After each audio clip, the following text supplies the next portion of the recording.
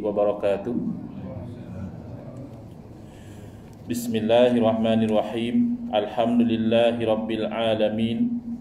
Wa afdalus salati wa atammu taslimi ala sayyidina Muhammadin wa ala alihi wa sahbihi ajma'in. Rabbi shrah li sadri wa yassir li amri wahlul 'uqdatam min lisani yafqahu qawli. Subhanaka la ilma lana illa ma 'allamtana innaka antal alimul hakim. Allahumma akhrijna min zulumatil wahmi wa akrimna binuril fahmi waftah alaina bima'rifatil ilmi wa sahhil akhlaqana bil hilm waj'alna mimman yastami'una al-qawla fayattabi'una ahsanah. Allahumma ati nufusana taqwaha wa zakkiha anta khairu man zakkaha anta waliyuha wa maulaha. Allahumma arinal haqqa haqqan warzuqna ittiba'ah wa arinal batila batilan warzuqna ijtinabah. Allahumma anfa'na bima 'allamtana wa 'allimna ma yanfa'una wa zidna ilman wa huda. Amma ba'd. Alhamdulillah, muslimin hadirin yang saya hormati, moga-moga kita semua dirahmati dan diberkati oleh Allah Subhanahu wa taala. Dan moga-moga kita semua dikurniakan oleh Allah Subhanahu wa taala kefahaman yang baik di dalam urusan agama kita dan keikhlasan yang mantap di dalam menuju ridha Allah Subhanahu wa taala. Alhamdulillah, syukur kehadirat Allah Subhanahu wa taala, pada malam ini insya-Allah kita akan menyambung pengajian kuliah Maghrib bulanan hari Jumaat yang kedua, anjuran surau tarbiyah Islamiyah Taman Melewar, menggunakan kitab Kekeliruan Umat, inilah jawapannya, susunan Al-Fadhil Ustaz Mahdi bin Haji Jul hafizahullah ta'ala wa nafa'na bihi wa bi'ulumihi fid daraini amin. Kita sampai ke muka surat berapa ya? Saya hilang kitab lama tu, bawa nuskah lain, jadi tak ada tanda. Siapa yang ada tanda boleh maklumkan. Kita sambung muka surat ya, 314.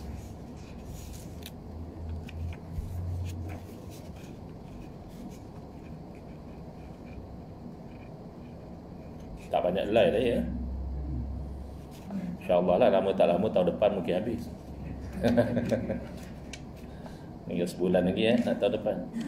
Baik, 314 iaitu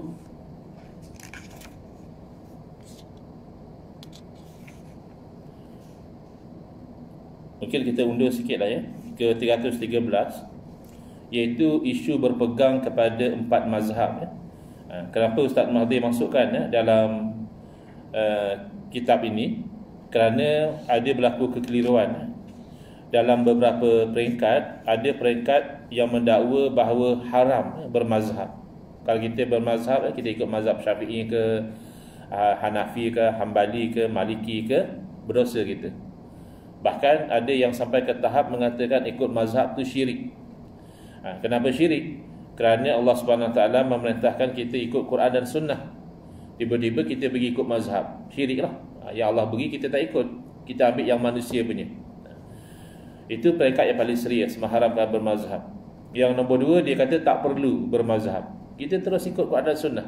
Buat apa nak ikut mazhab? Quran dan Sunnah dah ada, sudah memadai. Kemudian yang longgar sedikit, yang ketiga adalah kata dia, kita bukan menolak bermazhab, kita bermazhab tapi tak terikat. Tengok, kalau dalam isu ni kita dapati mazhab Syafi'i kuat, kita ikut mazhab Syafi'i. Tapi kalau dalam isu lain kita dapati mazhab Hanafi yang kuat, kita ikut mazhab Hanafi.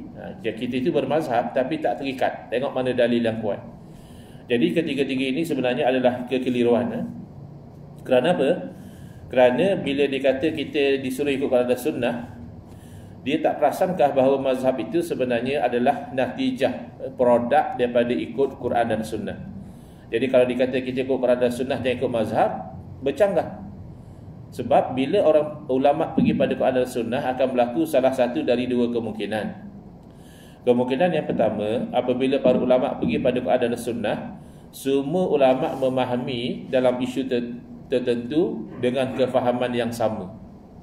Bila mereka faham dengan kefahaman yang sama, maka mereka keluarkan fatwa yang sama.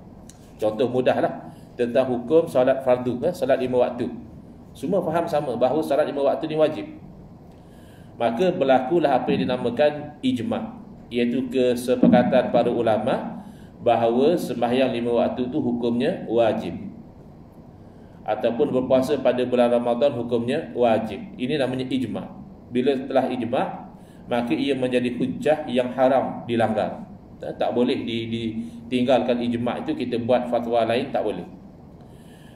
Kemungkinan yang kedua adalah para ulama pergi pada Quran dan Sunnah, tetapi ulama ini faham dengan satu kefahaman, maka keluarlah satu fatwa.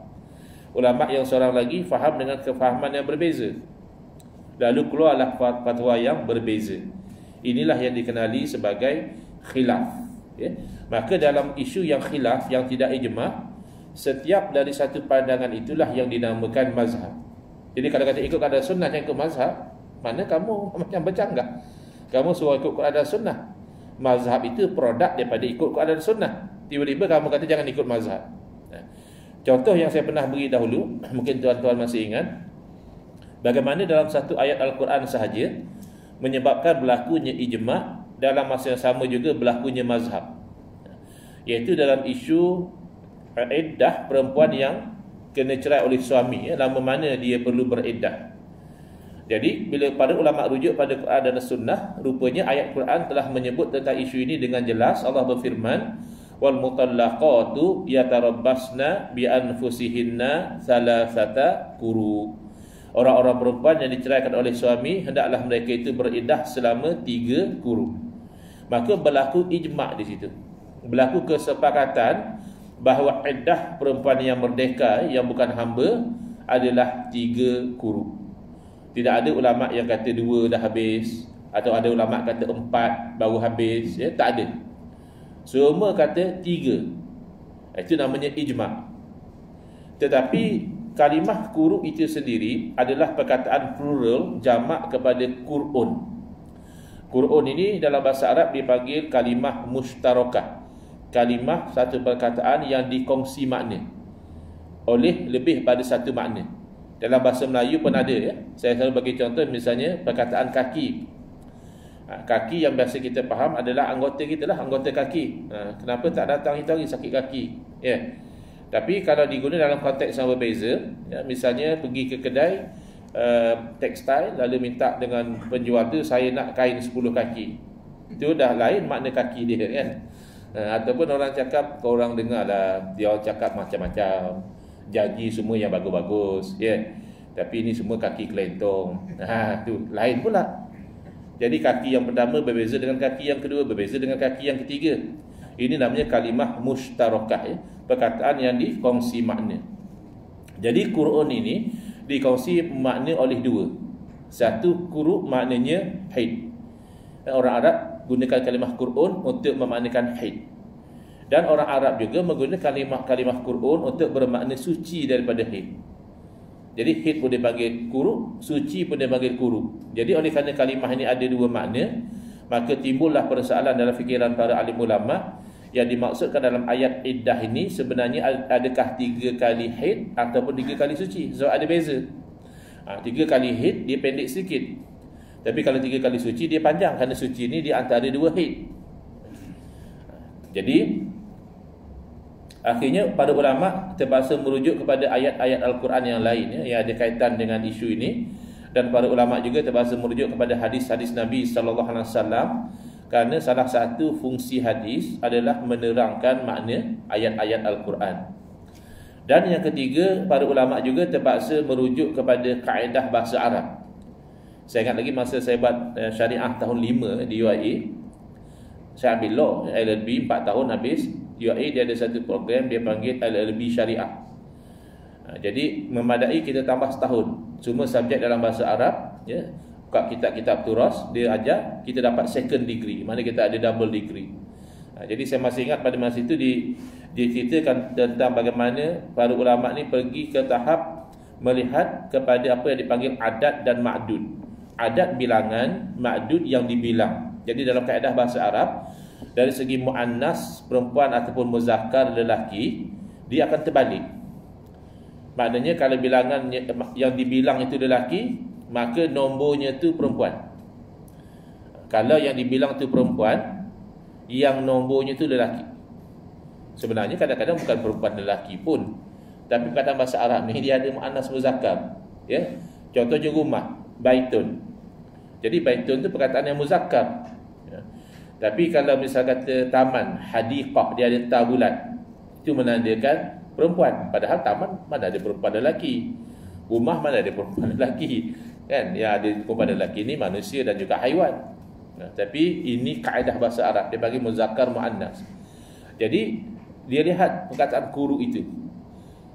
Qur'un disebut dalam Quran salasata. Salasata tu adalah muannas, maknanya perempuan. Kalau begitu Qur'un tu lelaki. Jadi antara haidah iaitu haid dan juga at-tuhru iaitu suci, mana satu yang lelaki? Maka ulama mengatakan at-tuhru tu lelaki, kerana haidah dia ada tabulat. Tabulat itu adalah perempuan. Maka salasata haidah tak kena. Dia kena salasata athur, 3 kali suci. Sampai ke tahap macam itu para ulama mengkaji. Apapun mereka masih berbeza pandangan. Ulama dalam mazhab Hanafi setelah melakukan ijtihad itu ini, mereka memahami quru adalah maknanya haid. Maka keluarlah fatwa 3 kali haid habis iddah. Sementara ulama dalam mazhab Syafi'i setelah mereka juga berijtihad mengkaji itu dan ini, mereka berpandangan bahawa quru dalam ayat itu bermakna suci. Maka keluarlah fatwa bahawa 3 kali suci baru habis iddah. Bayangkan, ya. Semua ulama ni merujuk kepada Al-Quran. Bukan itu sahaja, semua merujuk kepada ayat yang sama. Bahkan cuba memahami satu perkataan yang sama, iaitu quru. Masih lagi berlaku 2 mazhab. Macam mana kamu senang hati kata, oh kita ikut Quran sunnah, jangan ikut mazhab. Itu kan kelakar. Tapi kalau orang tak faham, dia ingat betul. Oh betul juga. Yang Nabi SAW bersabda itu kan Nabi tinggalkan 2 perkara, kitabullah wa sunnati. Dalam riwayat lain kitabullah wa itrati, ya. Kitab Allah dan sunnah aku. Dalam satu riwayat kitabullah, Al-Quran dan juga zuriat keturunan aku, Ahlul Bait. Apa pun tak ada di situ. Aku tinggalkan kepada kamu Quran dan mazhab misalnya, atau aku tinggalkan kepada kamu Quran, sunnah aku dan juga mazhab para ulama. Tak ada. Jadi orang yang tak perasan dia akan terpesona, dia akan menolak mazhab. Baik. Yang kedua yang mengatakan tidak perlu mazhab, jawapannya sama. Sebab pernah ditanya oleh DJ Radio IQ kepada Ustaz Abdul Somad daripada Indonesia. Kata dia zaman sekarang ni ada orang yang dah tak nak ikut mazhab. Macam mana itu pandangan Ustaz? Dia kata kalau macam itu, mereka telah mazhab yang kelima. Kan? Dia tak nak ikut mazhab yang 4, mana dia sembahyang cara dia, puasa cara dia telah mazhab dia, mazhab yang kelima. Tadi tak boleh lagi, ya. Dan yang mengatakan mereka itu bermazhab tapi tidak terikat, berarti mereka yang meletakkan diri mereka sebagai yang paling tinggi daripada para ulama.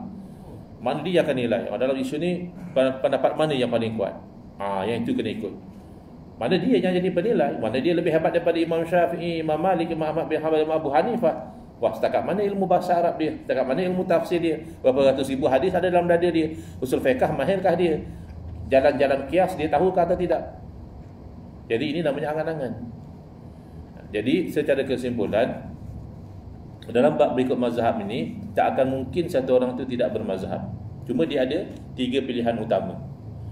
Pilihan yang pertama, dia ikut mazhab guru dia, yang mengambil daripada guru juga, bersambung ambilan mazhab itu. Kalau kita mazhab Imam Syafi'i, sampai kepada murid-murid Imam Syafi'i rahimahullah ta'ala, sampai kepada Imam Syafi'i sendiri, sampai kepada guru Imam Syafi'i, sampai kepada tabi'in, iaitu anak murid sahabat, sampai kepada sahabat Nabi, sampai kepada Rasulullah SAW. Ini cara yang pertama ikut mazhab. Dan takdir Allah, yang cara pertama ni, yang sanad bersambung sampai kepada Rasulullah SAW itu, yang masih tersisa sampai hari ini tinggal 4. Yang lain mana pergi? Kan sahabat Nabi juga mujtahid. Khulafa ar-Rasyidin ada mazhab masing-masing. Zaid bin Sabit ada mazhab dia, Sayyidina Abdullah bin Mas'ud ada mazhab dia sendiri. Bahkan lepas pada itu Sufyan As-Sauri, Alais bin Sa'ad dan sebagainya masing-masing ada mazhab sendiri. Kenapa tak ikut mazhab itu? Jawapannya kerana tak sampai. Pupus. Berbeza dengan mazhab yang 4 ini, daripada guru kepada generasi kedua, pada generasi ketiga, generasi keempat, sehinggalah hari ini diriwayatkan mazhab mereka itu secara mutawatir, bilangan yang ramai sekira-kira kita yakin inilah mazhabnya, dan bahkan dia panggil dalam bahasa Arab tahqiq, diperkemas, disemak balik. Sebab kadang-kadang dalam mazhab pun ada khilaf, sama-sama mazhab Syafi'i, tapi ulama dia kata macam ni fatwa dia, ulama yang seorang dia kata tak, macam ni fatwa yang sebetulnya. Akhirnya datang ulama lain menilai, mengkaji, mengatakan yang muktamad, yang dipegang dalam mazhab adalah pendapat dia ini kerana ini dalilnya. Sampai ke tahap itu. Jadi banyak mana mazhab yang sampai pada kita ni dah diproses begitu cantik, dah begitu mantap ya, oleh setiap daripada yang berkhidmat pada mazhab tu, sampai pada kita ni dah disemak, dah dikaji, dah dibersihkan, dah dicanai dan sebagainya, lalu dihidangkan. Tinggal kita tu nak pilih mazhab mana. Maklumlah, pertama kita ni tak mampu nak belajar 4 mazhab sekaligus. Tak payah kata 4 mazhab lah, mazhab kita dah habis ke kita belajar. Bab muamalat pun asal buka bab muamalat, ustaznya meninggal awal ya. Bukan meninggal dunia, meninggalkan surau. Tak tahan ditanya. Kalau secara teori ya boleh, ini syarat jual beli ni, tapi bila ditanya ni macam mana ustaz dengan forex ni, Allah, ustaz bukan kepada forex ni, apa benda pula ni, boleh ke kita option ni ustaz, ni futures dan forward ni macam mana hukumnya ustaz? Allah Rabbi. Mari pula dengan apa dia panggil sekarang ni, Bitcoin, digital currency. Allah Rabbi. Saya Bitcoin dengan apa dia panggil ni, cryptocurrency, berapa kali dah saya dengar pun tak apa nak faham kat mana duitnya tu, mana nilai duit. Jadi katalah dia orang mining lah itu ini, dia punya Rabbi. Kita tak faham macam mana nak, akhirnya mazhab kita sendiri pun kita belum habis. Tiba-tiba nak belajar 4 mazhab tu biasanya tak mampu. Tapi berbeza ya. Memang ada orang yang sikit sebanyak dia tahulah 4 mazhab ni, mahir lah ya. Tapi yang mahir 4 mazhab ni, dia akhirnya dia akan amal satu mazhab, dia tak akan mampu amal 4 mazhab. Sebagai contoh, dalam isu membaca kunut subuh, secara asas ada 2 mazhab. Mazhab Syafi'i dan Maliki mengatakan sunat baca kunut subuh.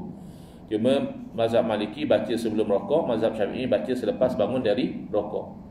Tapi 2 mazhab yang hebat juga, iaitu mazhab Hanafi dan Hanbali, kata tak sunat, memang tak baca pun, belum rokok pun tak baca, bangkit pada rokok pun tak baca. Okay.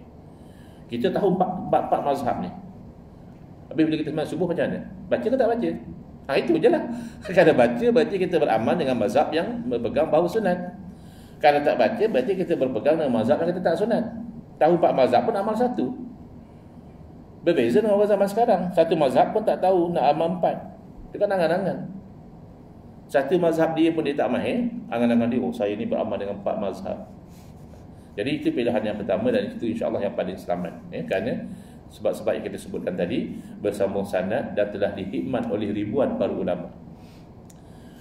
Kemudian yang kedua, yang berkata saya ni lebih selesa ikut pandangan guru saya, pensyarah saya misalnya. Sebab paling tidak pensyarah saya itu ada PhD, macam dengan Imam Syafi'i tak ada PhD. Jadi saya tu rasa macam confident lagi dengan pensyarah saya lah. Dia tak tahu kalau Imam Syafi'i hidup zaman sekarang, pensyarah dia itu ibarat budak tadika saja. Dia dengan Imam Syafi'i rahimahullah ta'ala. Tapi tak apalah, itu pilihan dia. Berarti dia bermazhab dengan mazhab guru dia atau mazhab pensyarah dia. Tapi risikonya tadilah, apa sangat keilmuan pensyarah dia, atau walaupun ada PhD 2-3 sekalipun, itu tidak akan sampai boleh menandingi keilmuan ulama-ulama yang mujtahidin seperti Imam Syafi'i, Imam Hanifah dan sebagainya. Tapi kalau itulah pilihan dia, berarti itu mazhab guru dia. Ada yang lebih hebat lagi. Kata dia, saya ni ustaz jenis tak ta'assub. Macam mana tu? Saya tengok dulu, kalau mazhab Imam Syafi'i kuat, saya nilai kuat, saya ikut. Tapi kalau tiba-tiba saya tengok mazhab Imam Syafi'i dalil dia tak kuat, saya tak ikut. Bahkan kalau pensyarah saya sendiri pun, walaupun dia ada PhD, tapi saya tak ta'assub dengan dia. Kalau saya dapati pandangan dia itu salah, saya tinggalkan. Masya Allah. Kiranya awak ta'assub dengan mazhab awak sendiri. Kira awak yang paling betul. Imam Syafi'i pun kalah dengan awak, Imam Malik kalah dengan awak, pensyarah awak yang mengaji 4-5 tahun buat PhD pun kalah lagi dengan awak. Ya, awak yang baru surah 7 kali sudah jadi mujtahid, masya-Allah. Jadi ini mazhab yang paling bahaya, ya. Kerana ini orang yang sangat berani berfatwa. Jadi misalnya memberi amaran, ajrukum 'alal fatwa, ajrukum ataupun futya, ajrukum 'ala nari jahannam. Atau kama qala sallallahu alaihi wasallam. Orang yang paling berani di kalangan kamu untuk berfatwa, dialah orang yang paling berani di kalangan kamu untuk masuk ke dalam neraka jahannam. Waliyazubillah, beranilah, ilmu tak ada, bahasa Arab lintang bukan, fa'il mafhum pun terbalik, baca pun baris salah. Tiba-tiba nak berfatwa, itu sangat-sangat berani, tapi berani yang membawa bencana. Baik. Jadi saya baca apa yang tulis Ustaz Mahathir di sini. Soalan, kenapa kita mesti berpegang kepada 4 mazhab sahaja? Jawapan, Al-Imam Ad-Dahlawi rahimahullah ta'ala menyebutkan, I'lam anna hadhil madahib al-arba'atal madawwanatal muharrarata. Ketahuilah bahawa mazhab yang 4 ini telah disusun, dah codified, dah dikumpul, bukan berkecamuk tak tahu. Dia dah tahu ini kalam Imam Ramli, ini kalam Ibn Hajar, ini kalam Rafi'i, ini kalam Nawawi, dah tahu dah. Dan juga muharrarah, telah dibersihkan, telah dikaji. Qad ijtama'atil ummatu aw man yuqtad bihi minha ala jawazi taqlidiha ila yaumina hadha.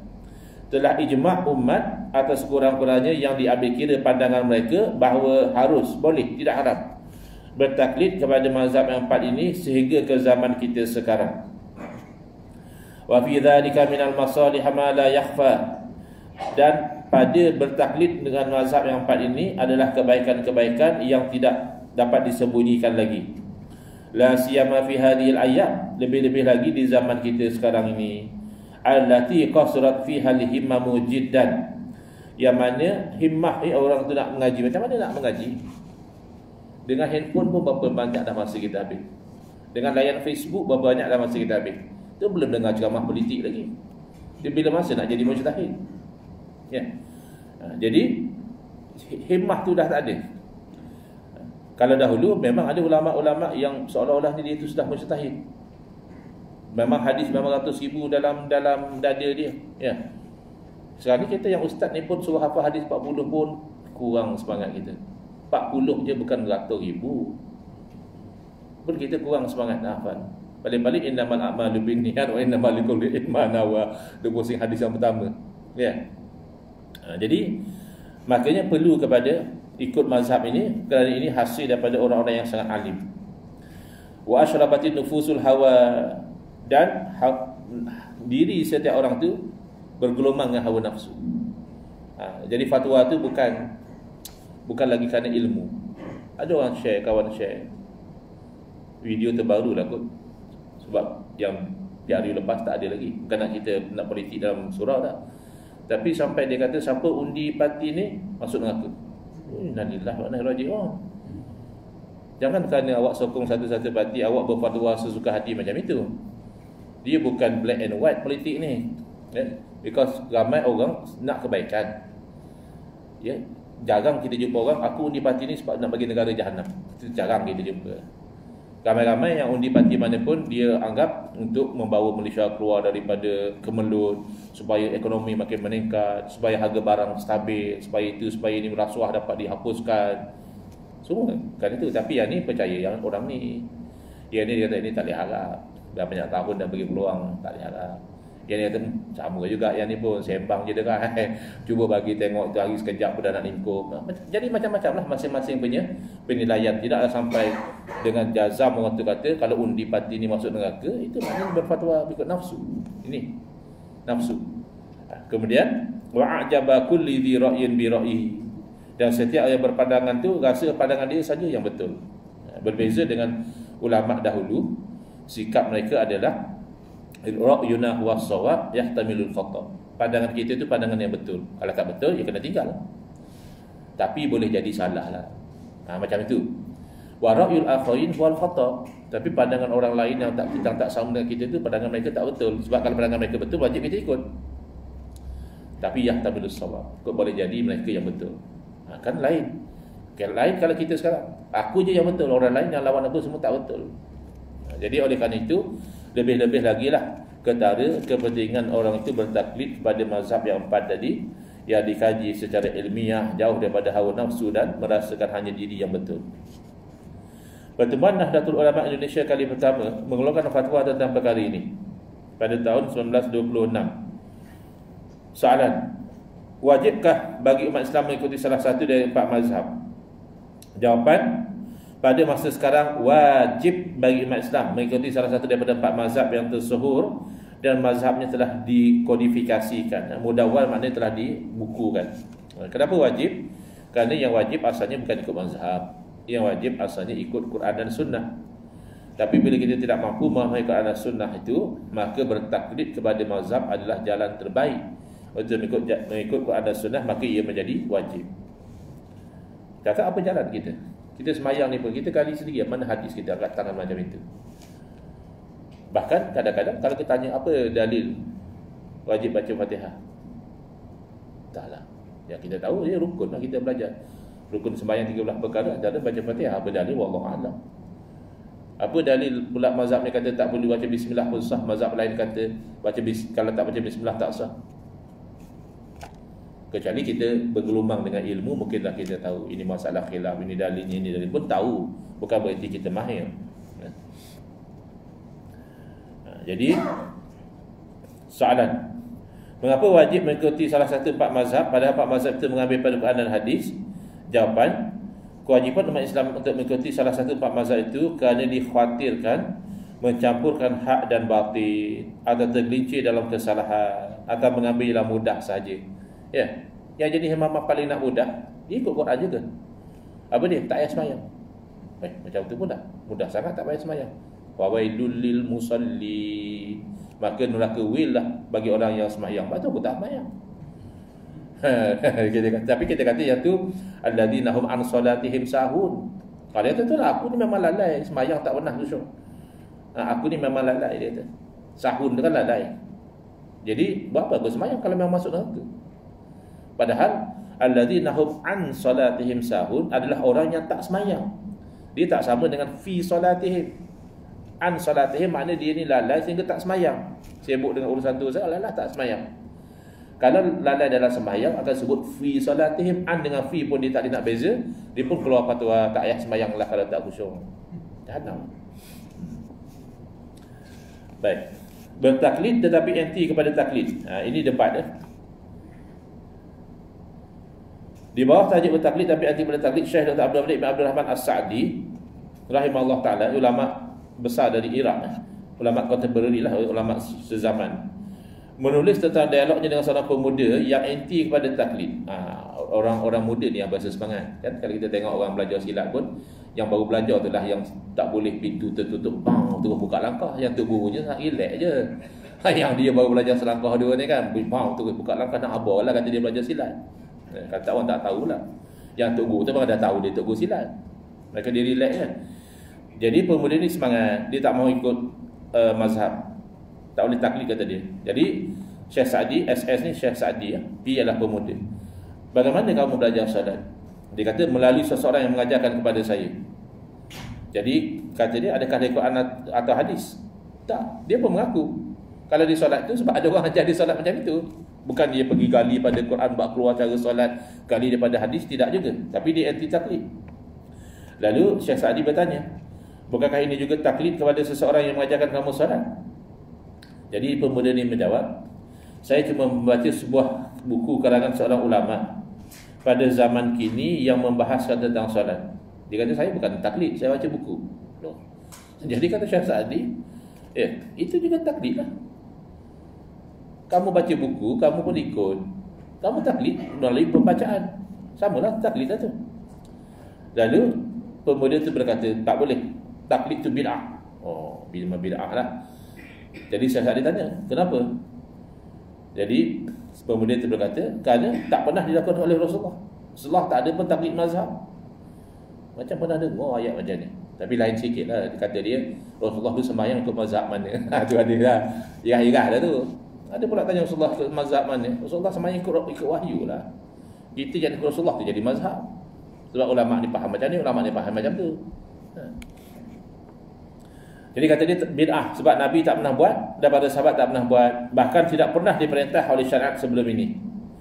Jadi kata Syekh Sa'di, bagaimana kamu tahu bahawa tak pernah dibuat? Kamu kata ni bid'ah sebab Nabi tak pernah buat. Macam mana kamu tahu tak pernah buat? Dia kata, aku dengar ada syekh sekian cakap macam tu. Oh, makanya taklid dah tu. Kamu kata zaman Nabi tak ada mazhab, tak ada taklid. Mana kamu tahu? Oh, ada ustaznya habar ke dalam Google habar ke lagi teruk lah. Taklid dah tu. Kamu taklid pada ustaz tu, kamu taklid pada Google. Jadi macam mana kamu nak anti taklid? Bahkan yang kata ambil daripada Quran dan Sunnah, saya tak taklid, saya ambil pada Quran dan Sunnah. Dan saya pegang hadis sahih. Mana kamu tahu hadis tu sahih? Ada dalam Bukhari. Mana Bukhari kata sahih lah. Lah. Dah kamu taklid kat Imam Bukhari lah maknanya. Bukanlah kamu yang tahu kata hadis tu sahih tak sahih. Kamu kata hadis tu sahih sebab Imam Bukhari kata hadis tu sahih. Taklid lah tu namanya. Kamu bukan tahu apa sebab Imam Bukhari kata sahih. Tapi sebab Imam Bukhari kata sahih, kamu kata sahih. Lebih parah, memang hadis sahih, cara kamu faham jauh daripada sahih. Itu jangan jadi kelaru. Lalu Syekh Sa'di merumuskan, kenapakah wahai saudaraku, kamu anti kepada mengikut seorang yang hidup pada zaman yang hampir dengan zaman Rasulullah SAW? Kan yang imam-imam mazhab ni kan generasi salah. 4 mazhab ni imam ni semua generasi salah, hampir dengan zaman Nabi, yang mahir dalam selok belok bahasa Arab dan dalam memahami hadis Rasulullah SAW. Kemudian kamu merelakan diri kamu bertaklid kepada seseorang yang hidup pada zaman ni, yang masih hidup ber-YouTube dengan zaman sekarang ni. Yang tu yang kamu lebih confident. Sedangkan yang dulu hidup dengan zaman Nabi kamu tinggal. Yang ilmu, kefahaman, wara' dan takwanya tidak mencecah lebih dari buku lali ulama' terdahulu. Mana kalau nak ukur ilmunya, wara'nya, apa semua, buku lali ulama' dulu pun tak sampai. Dia kata nak kata setara, buku lali pun tak sampai. Tengok yang duk cakap ulama' ni tak betul, berbohong berapa kali bohong. Benda-benda fakta depan mata pun tak tepat. Macam mana benda yang ratusan atau ribuan tahun yang lalu. Fakta depan mata, katanya selang tarawih tu diamalkan di Malaysia saja. Di Indonesia orang selawat tarawih juga. Ada di Nusantara. Tu di Turki orang selawat tarawih juga. Di Lebanon orang selawat tarawih juga. Fakta semasa yang kamu hidup pun kamu tak boleh cerita dengan tepat. Kamu berangan nak salah-salahkan ulama dahulu. Jadi kesimpulannya, kalau kita itu nak benar-benar ikut pada Quran dan Sunnah, maka ikut mazhab itu adalah cara yang paling selamat dan ilmiah, mengikut pada Al-Quran dan Sunnah. InsyaAllah akan datang di buku 316 kita bincang bagaimana mengamalkan pendapat yang bertentangan dengan pendapat 4 mazhab. Jadi saya mohon kalau lepas kuliah ni terus bergerak, saya akan bergerak terus. Tanda tuan-tuan 316. Bismillahirrahmanirrahim. Alhamdulillah bil alamin, wassalatu wassalamu ala asyrafil anbiya wal mursalin wa ala alihi wa sahbihi ajma'in. Allahumma shrah sudurana wa ahsin akhlaqana wa azim ujurana wa nawwir qulubana bi nuri hidayatika kama naqarrada bi nuri syamsika abadan abada bi rahmatika ya arhamar rahimin. Walhamdulillah bil alamin. Amin ya rabbal alamin. Wal afu minkum.